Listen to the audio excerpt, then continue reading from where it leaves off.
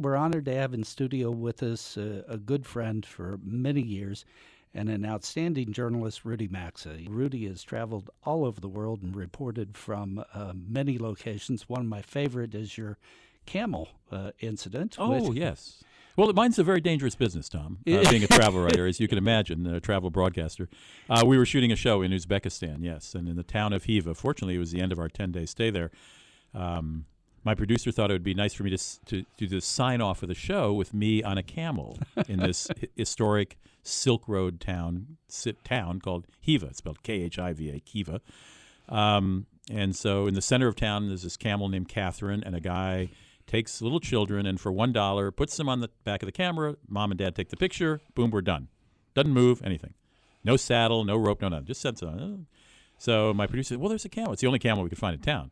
And she goes up, she says, could we put Rudy, we're doing this TV show, could we put Rudy on the camel? And the guy says through our translator, Catherine, she's not very good for people riding on Catherine.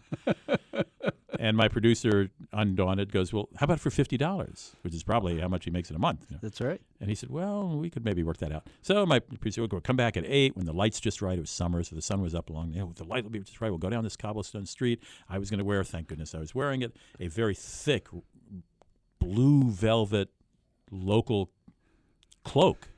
Coat. Looked good. 110. Felt hot. And I had on a bearskin cap, which also was good. And so we come back at 7 o'clock, and he brings a ladder over so I can get onto Catherine. Catherine was quite tall. Again, no saddle, no anything. I'm actually carrying a silk carpet, and I'm supposed to say something to the camera like, I'm laden with silk and spices from along the spice road. I'm from Uzbekistan. I'm Rudy Maxa. See you next time, or whatever. And then I say goodbye in Russian or something. And so we do one take, and he's leading Catherine. You don't see him, of course. You just see me atop the camel. He's leading Catherine, feeding her bread all the way down the cobblestone street. Fine.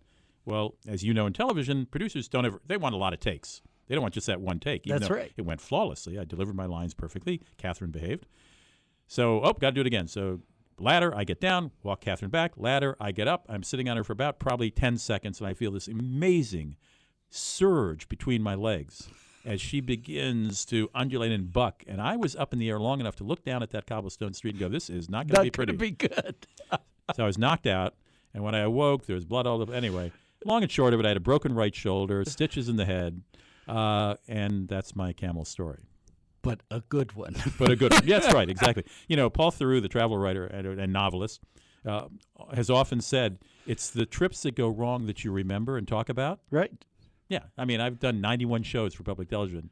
The other 90, no crises, But, do I talk about the great time in Florence or Tuscany or Shanghai or Cape Town or Buenos Aires? No, it's the time in Uzbekistan that damn camel threw me. Or as my former girlfriend used to say, the time you fell off the camel. I did not fall off the camel. You were bucked off the camel. I never fell off, shall we say. So you used to do public affairs radio, talk radio in Washington. I did. Well, that was a fluke. That was a fluke. I was 27 years old. I was a Washington Post reporter. Well, some parts of your career my were whole fluke. life. My career. You're exactly. No, and I don't mean that badly. No, and you know, you lucked into. You and I have known each other situations. since college. By the way, That's you've worn a lot of hats, Judge. I have. You're right. But at any rate, yes, Tom does know that for a fact. Yeah, I was a Washington Post reporter, and I did a lot of scandal mongering, investigative reporting and stuff, and. So I was on this, what was then the NBC-owned and operated station in Washington, D.C., WRC. I was on often, once every few months as a guest. Okay. No radio experience. Took no radio courses here at OU. Radio was not, I didn't care about radio. And print guy to the core. Yeah, I like to write. I'm a magazine writer. And so one day I'm on a show there one day, and the producer says, well, when you're done, the station manager would like to see you. 27 years old. I said, okay. What did I do wrong? So I go up, and he says, kid, and he's this guy. He later became the editor of the New York Post. He was from New York. He was this little fire plug of a guy, really. He said, kid, how'd you like your own radio show? On this 4-hour show, Saturday morning, 9 to 1.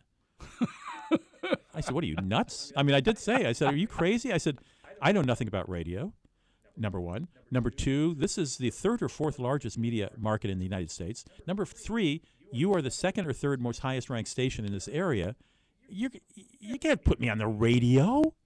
No. Well, I didn't know. What had happened was, the week before, during that week, a guy named John McLaughlin Yeah. had left his 4-hour weekend show. Fred Barnes, another Right. political commentator, had left his 4-hour weekend show. And Mort Kondracki, another political commentator, had left his 4-hour show. All on WRC on the weekend. He had lost 12 hours in one fell swoop as those three marched off to start what is called the McLaughlin Group That's right. On TV. on TV. So he had 12 hours of no, and it was like next weekend. With our other friend, Clarence Page. Exactly. Exactly. I don't know what. Well, Clarence was living in Chicago then, so he couldn't get him on the radio. So he had to fill 12 hours of programming, and I was like the first victim in sight. And so, yes, I did that for 2 years. Really enjoyed it. I learned how to do it. And then NBC sold the station. It became a religious station. I didn't quite fit in, and as you can imagine. And so that was the end of my radio career. Journalistic medium. Well, when I come here to talk to classes, I talk to a newspaper writing class, a magazine writing class, a radio TV class. It's I'm not great on social media. As I said, admiring your tweet deck on your screen in the office. How do you do that? I said. So I have somebody who does tweet for me, but. Yeah, but it was all fluke, Tom. I mean, I didn't set out to you do didn't that. set out to be. No, in fact, when I left the Washington Post, I had when I left the Ohio University, but when I left Ohio University, graduated, I had an internship at the Washington Post. Right. I was the only intern stupid enough to ask to be assigned to the Sunday magazine because by that time I'd figured out I liked longer form writing. Right. What I didn't know is your internship's 10 weeks long, maybe 12. I don't know. If I had written a story giving the certain date of the world's end, because of the rotogravure printing process, it wouldn't get in for 6 or 7 weeks. I didn't know that. Also, I didn't know that the Sunday magazine on a major newspaper, any newspaper, is probably the lowest on the total. Everyone wants to be on the front page. Reporters want to get on the front page. They don't want to wait 6 weeks for a story to come out. I didn't know that either. I didn't know the magazine offices were in a separate building from the newsroom. In fact, when I showed up at the magazine as the intern, they were like, "What are you doing here? We've never had an intern." I said, "I'm here. I'm your intern."